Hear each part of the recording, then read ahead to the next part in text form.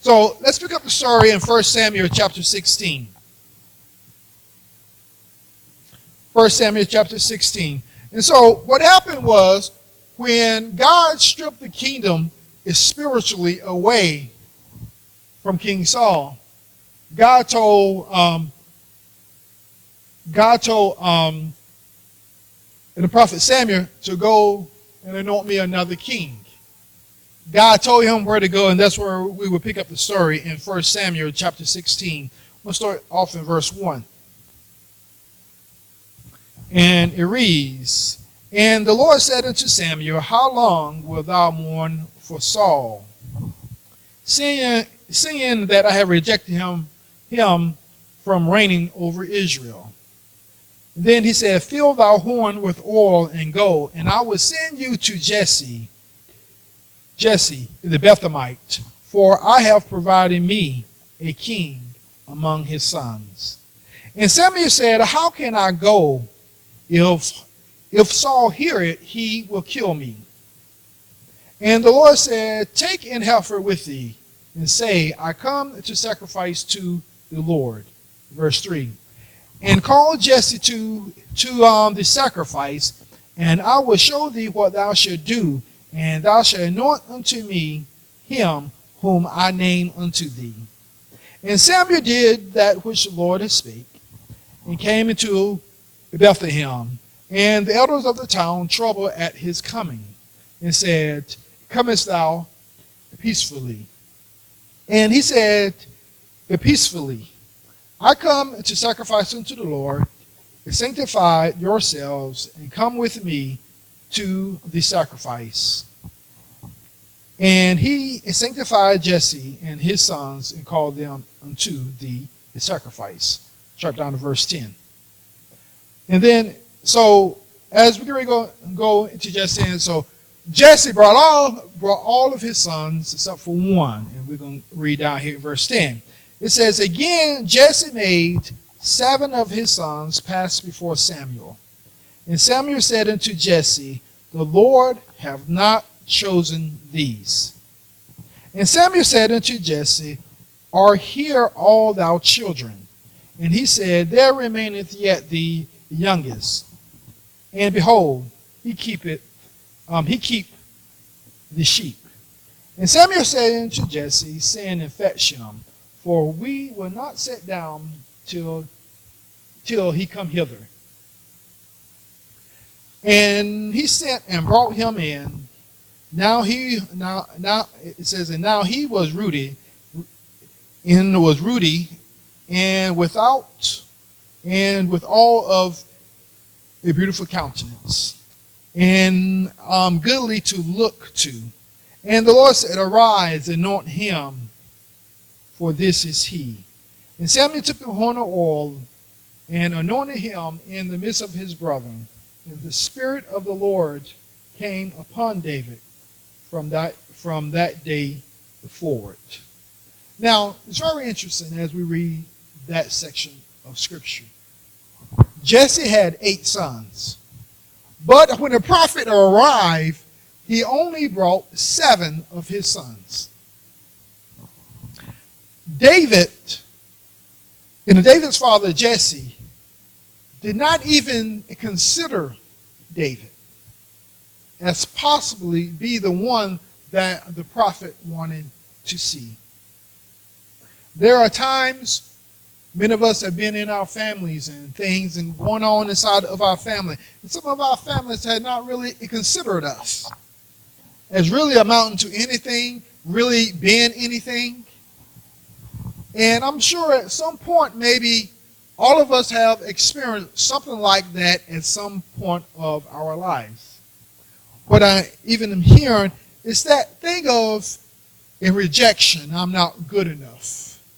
No matter what I do, because some of us, even as adults right now, we take childhood memories and bring them into we have brought them from our childhood into our adulthood about things that people have spoken over us and said about us. You're worthless. You never amount to nothing. You're just like your mammy. You're just like your daddy. You'll never be nothing. And the unfortunate reality is we take that stuff from our childhood and we bring it into our lives as an adult. And what happens is, the unfortunate thing is, we will go through life and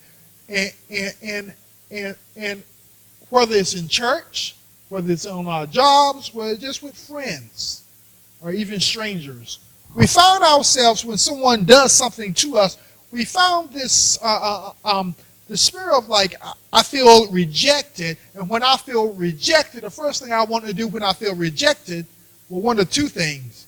I will get angry and I will lash out at you, or I will withdraw myself.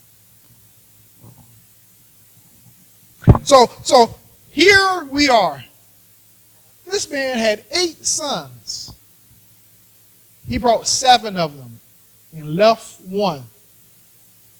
He did not even consider him good enough to come before the prophet. And even when they did call him, he didn't have any time to get ready. When this prophet came, they said, call Jesse and his sons.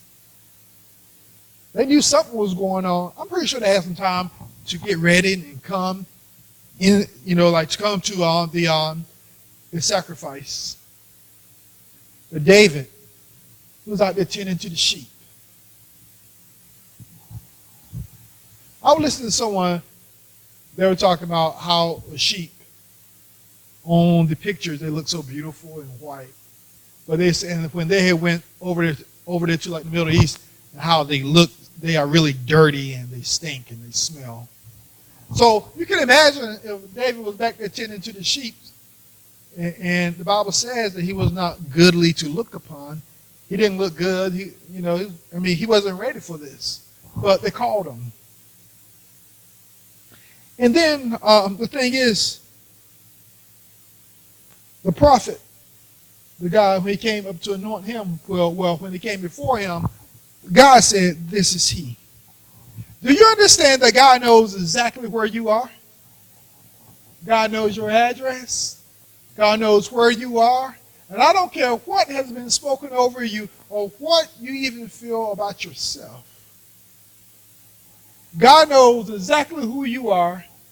He knows exactly where you are. He knows everything that's going on inside you even better than you know yourself.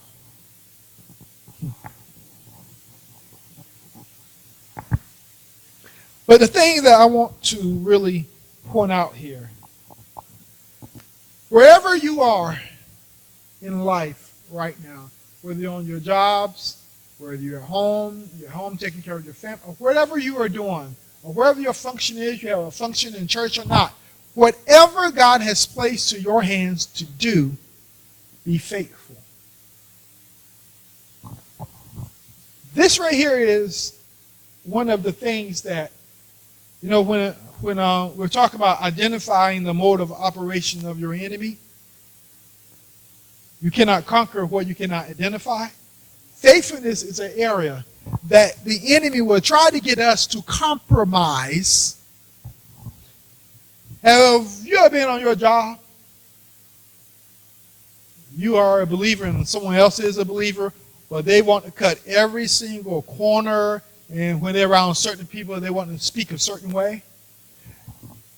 They're not being faithful. The Bible says be faithful in the small things, and he will make you a ruler of much. If you can't be faithful over the small things, how do you expect God to use you over here or use you over there? Some of you have heard before, back when I came here, like to go to Bible college, and even after I graduated from Bible college, I worked for a church. I cleaned bathrooms, I buffed floors, I worked third shift, cleaned toilets, stripped floors with a buffer. The thing is, you have to be faithful exactly where you are. You have to be faithful where you are. And so when I think about David, and as we go forth, and if we get to it today, I don't know, but David must have been faithful over the sheep. He must have been faithful over those sheep, because God chose him out Now, they say around this time from studying it, David was only about 15 years old at this time. And so when the prophet Samuel anointed David to be king, you understand that David did not take kingship at that moment? You know where David went back to after it was over? David went back tending to the sheep. Do you know there are many of us today, we get a word from the prophet, we want the, well, I've been anointed to be king. God's called me and chose me. And then in the process, we forsake our duties.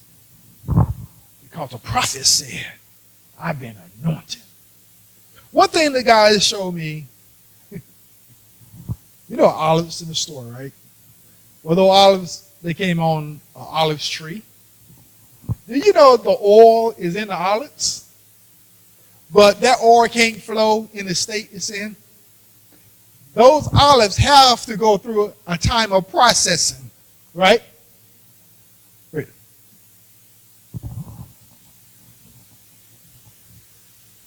Right. So the olives had to go through a time of processing, you know, in order for it to get to this state. Because once it goes through the process, it can get to a place that it can flow. Like I can take this and I can pour this oil out. But the olives in their raw state, the oil was in the olives, but the olives wouldn't come out. Those olives had to go through a pressing. It had to go through a process in order for it to flow. Do you understand there are many of us, many people desire to do this in ministry or do that. They may have the anointing of God is upon them, but they haven't been through the process and they don't have the ability to flow because they haven't been through the process. One of the worst things you can ever do is try to forsake the process. Because what happens when you, I hear you, boy. What happens is, just as our olive, if you forsake the process, you can't flow. That oil that is in our olive cannot be released until it goes through the processing. Just because God has anointed you, just as David at 15 years old was anointed to be king. I'll just jump forward real quick. Just so you know, David was anointed 2 other times after that, and he was 30 years old, 15 years later before he took the throne. He went through a 15-year of processing. The worst thing that we can do is try to move out ahead of God before we go through the process. Because when you try to, just as those olives, they are hard. You know, you can take an olive, but you can't do too much with it until they go through some type of processing. But to really get the oil, to get that part of oil, that anointing that will flow out, it has to go through the process. And so do we. We have to go through a processing. The processing is the time that many people don't like. We don't like to go through the process. I don't know why it's taking so long. I don't know why. God told me I was anointed.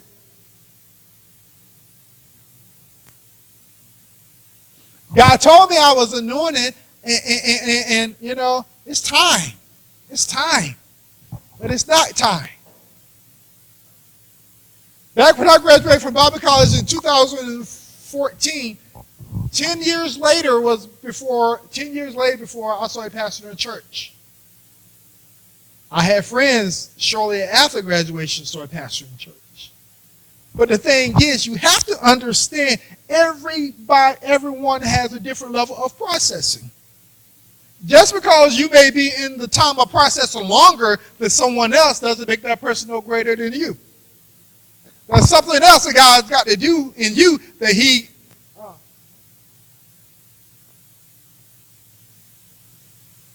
I don't know if it's true about oil or not, but not this kind of oil, olive oil, but like motor oil.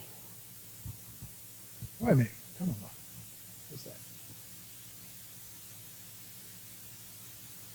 I'm seeing like this liquid fire, like steel or something, and within steel, I think you have to go through different processing to get certain element or minerals to get certain things out or something other. But anyway, I didn't study it out. I'm just kind of seeing this, but let's stick to it. So, God, there's something there. I got to dig it out.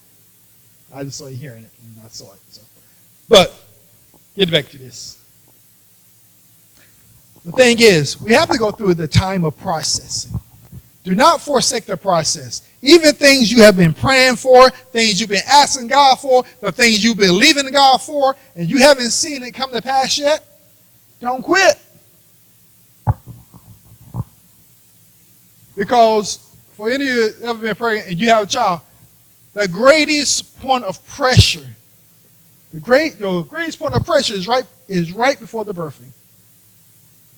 Spiritually speaking, we can go through a time where it seems like we're being crushed. And what's happening? God is processing you. Because see, if you jump out there and you haven't been processed yet, you know what happened? You start flying off at your mouth. You start hurting people. You start saying stuff to people, and you cause destruction more than really helping people because you jumped out too soon. That's why it's important. Understand when you are a prophet, you are an intercessor. And it's important that you hear what God is speaking. You hear it. Like, for example, very good example. Just a few moments ago, right? I jumped I started saying this. God's talking to me, and I didn't have the full thing. I'm like, well, God, I don't know. I need to just hold on to some of this stuff. And see, I want you to know it's a learning process. You have a lot, and the Lord just showed me that. Yeah, I'm showing you this, but you didn't get the full thing. You're trying to say it out. So that's a good, very good example. My God. Now, there are times when God showed me something, he just keeps showing me, and I can speak it out, right? But that was one of the moments where it's just like, okay. Like, make a note. Go back and study that out, right? The thing is, David. After David was done, David went back to doing what he was doing because he didn't become king for 15 years later, approximately. You have to be faithful over whatever God has placed you over. Be faithful to wherever God has placed you over, wherever God has placed you. Be faithful in it.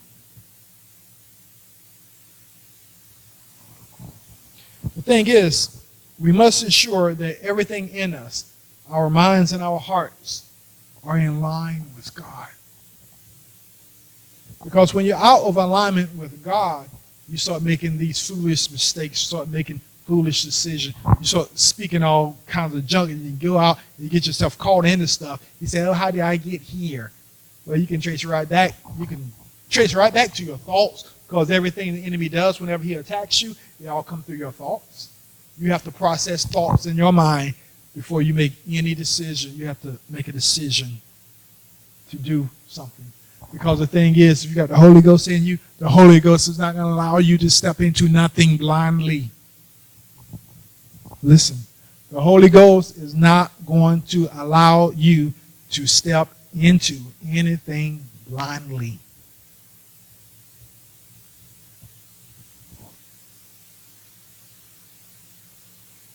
And again, Matthew, you don't have to turn here, but in Matthew 25, 23, this was talking about when the servant came and he gave talents. And then in Matthew 25, verse 23, it says, and his Lord said unto him, well done, good and faithful servant. Thou hast been faithful over a few things. I will make thee ruler over many things. Enter into the joy of the Lord. Again, David was faithful over the small things. So, and as a prophet, before he anointed him, he had to question Jesse. Jesse, is this all of your sons? And Jesse's response was, well, there is the youngest. He's keeping the sheep. Now, he's keeping the sheep. So, he said he is the youngest and he keepeth the sheep. So, almost it was like Jesse was saying, look, he's young. He's just tending the sheep. This is not king material. Right in this room right now, there's some kings and some queens in this room. God has called you. God has marked you for a time. And you keep hearing the lies of the enemy in your head. You keep hearing the lies of the enemy inside your head saying you're not good enough. You failed God too many times. Guess what? You got breath in your body. You ain't failed God too many times. Because God, he's still letting you breathe so you can get it right. So these lies that the enemy tried to tell, that's why it's very important to bring every thought captive, right? Bring it into the obedience of Christ. It is very, very, very important.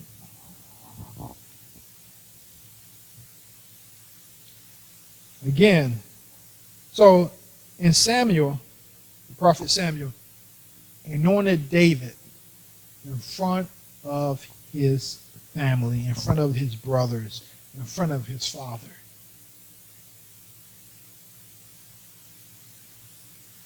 The thing is, God will reward you when you are faithful. So after all of this, David returned back. He went back to doing his job. Because we don't see him being no king.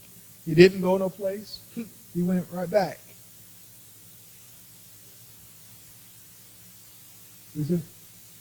Ma'am? I didn't. So what did you say? Well, after he was anointed, right, was approximately around the age of 15 years old, he went back. But in the course of 15 years, some other things happened we'll be getting to. But initially, he went back. The thing is, you can be anointed for something, but not appointed.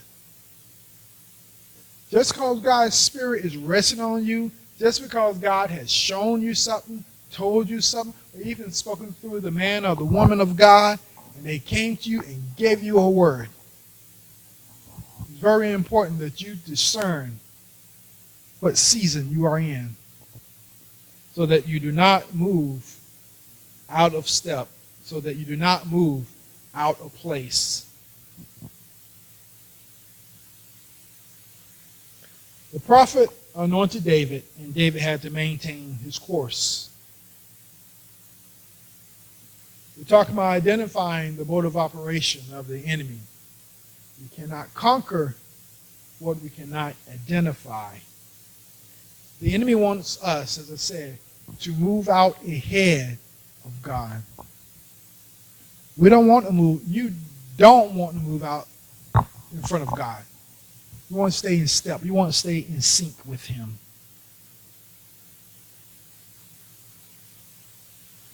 Hallelujah, Jesus.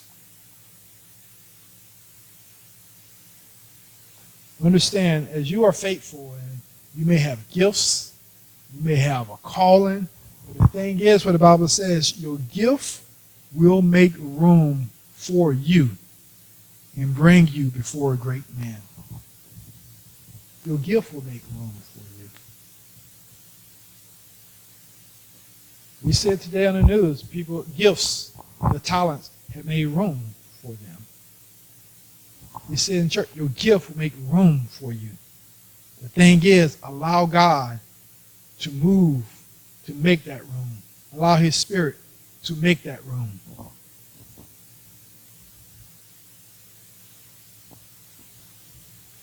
You cannot skip. the process. You know, and as I was talking about, let's go to 1 Samuel chapter 16. Go down to verse 14. So, we just sit right there for a second. So, again, David, he had a job. His duties were to keep his father's sheep. Now, let's go to 1 Samuel chapter 16. And we're going to start at verse 14. It says, "But the Spirit of the Lord departed from Saul," this King Saul, "and an evil spirit from the Lord troubled him." Now, when it says evil spirit from the Lord, see, the Lord moved back, and the evil spirit came in because the Lord moved back. Because Saul was disobedient, that anointing was no longer on Saul, it was on David now to be king.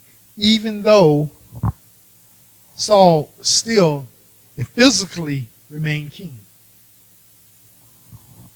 But God's Spirit transitioned. God's Spirit moved from King Saul over to David. In verse 15, it says, "And Saul's servants said unto him, Behold, now an evil spirit from God is troubled thee. Let our Lord now command our servants, which are before thee, to seek out a man who is cunning, plan on the harp. And it shall come to pass, when the evil spirit from God is upon thee, that he shall play with his hands, and thou shalt be well. And Saul said unto his servants, Provide me now a man that can play well, and bring him to me." And watch here in verse 18. It says, "Then answered one of the servants and said, Behold, I have seen a son of Jesse in the Bethlehemite." Did you already say? The servant in King Saul's palace said, "Hey, I have seen the son of Jesse in the Bethlehemite." So again, it goes back to this place of when you are faithful over the little, God will make you a ruler of much. Also, in your gift will make room for you and bring you before great men. So they just talked about the son of Jesse. See, the thing was, when David was tending the sheep, people were watching. And I really want you to really grab hold of that. It goes back to that thing of being faithful. When you are faithful, people are watching. There are times when you will go through life and you think nobody sees these things that you do, but the fact is, people are watching. People are watching. Well, I'm working on this dead-end job.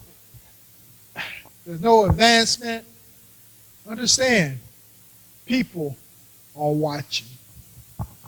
Have anybody ever been in a place where you got a promotion and you're like, whoa, where did that come from? Anybody ever been there?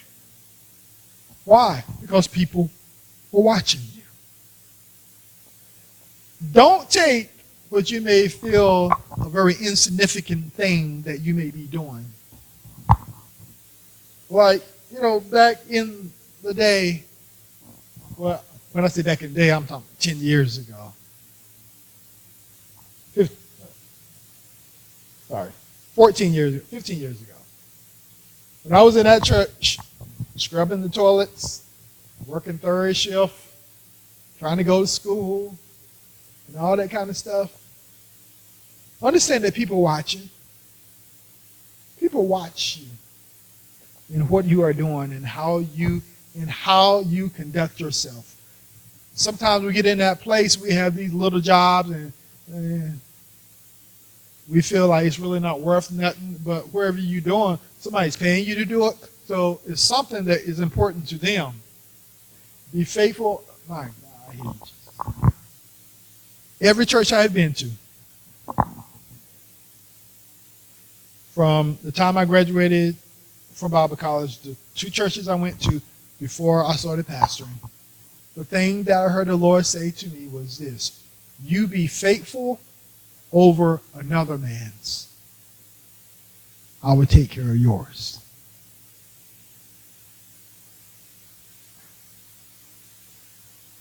Be faithful. I'm not after Bible college, I was licensed as a minister through World Harvest Church in Ministerial Fellowship. But this one church I went to, I wasn't licensed inside of that quote-unquote denomination. But God said, you be faithful over another man's. That right there is something that unfortunately is lost. Many people don't know how to be faithful over something else that don't belong to them. Or they will be faithful if they think this person can help them advance. But the moment that it don't seem like you helping me, I want to withdraw and I don't be faithful no more. But you know what happens? This is exactly what happens. You have to understand the MO, the mode of operation of your enemy. The enemy wants you to get tired of being faithful. And it always seems like God is just a little bit farther than us, because we can be faithful to this point. We're faithful to this point, but God said, you be faithful to here, then I'm going to move and I'm going to promote you, even inside of that ministry, right there. But we get by right here, and then you really not doing nothing for me, Pastor. I'm just giving. I'm giving my finances. I'm giving them my time, and you are not acknowledging, me. You're not doing nothing for me. You're not licensing me as a minister. You're not ordaining me as an elder. You're not doing this for me. You know what? I can do this by myself. I'm not going to be faithful to you anymore. But just if you just kept on right here, bam, God was saying, I got you. At that point when you feel so tired and you like, well, you better grab hold of those thoughts. You better grab hold of those thoughts real quick and remain faithful. Because God will reward you if you are faithful.